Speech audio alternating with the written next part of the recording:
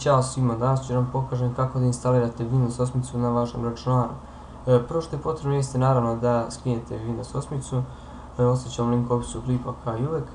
I kad skinete Windows 8 sa interneta, potrebno je da ga narežete na disk ili da ga prebacite na flash, pa da možete da instalirate i bez jednog i drugog, znači možete direktno sa računara. Ali ja pošto instaliram preko VirtualBoxa, znači meni ne treba ni disk ni flash.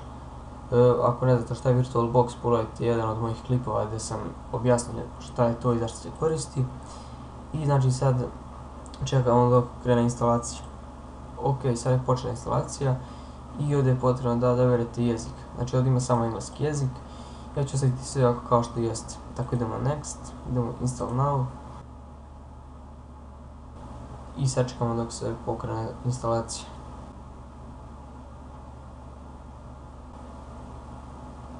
Ok, sad vam se ovaj deo pojavio i tu vas pita da li hoćete 64-bitni sistem ili 32-bitni.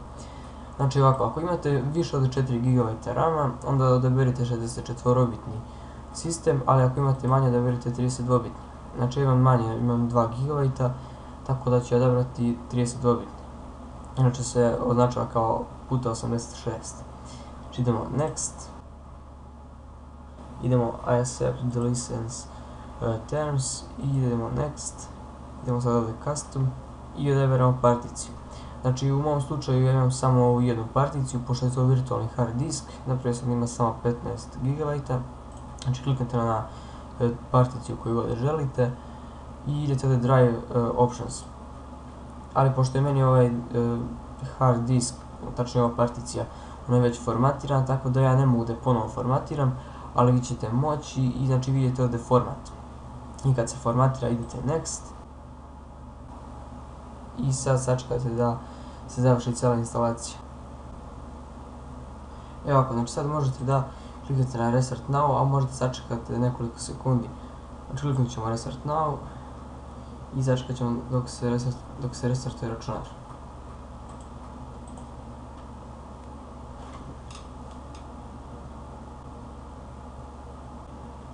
Ok, znači sad smo stigli do dela kad trebamo da sredimo nešto najosnovnije, odnosno da poresimo boju.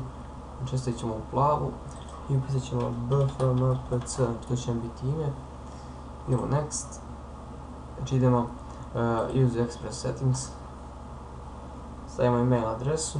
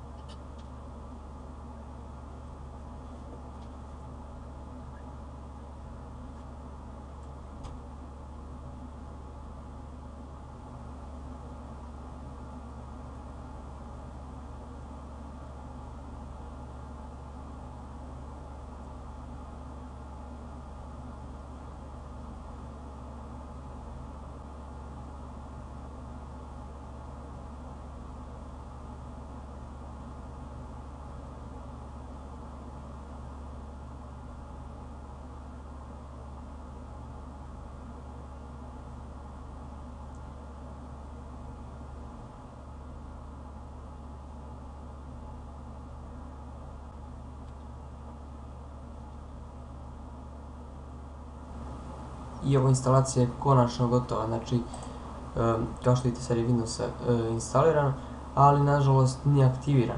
Znači ostavit ću vam link u opisu klipa od aktivatora. Nisam smio da vam pokažem kako se aktivira, zato što Microsoft može da me prijavi zbog toga.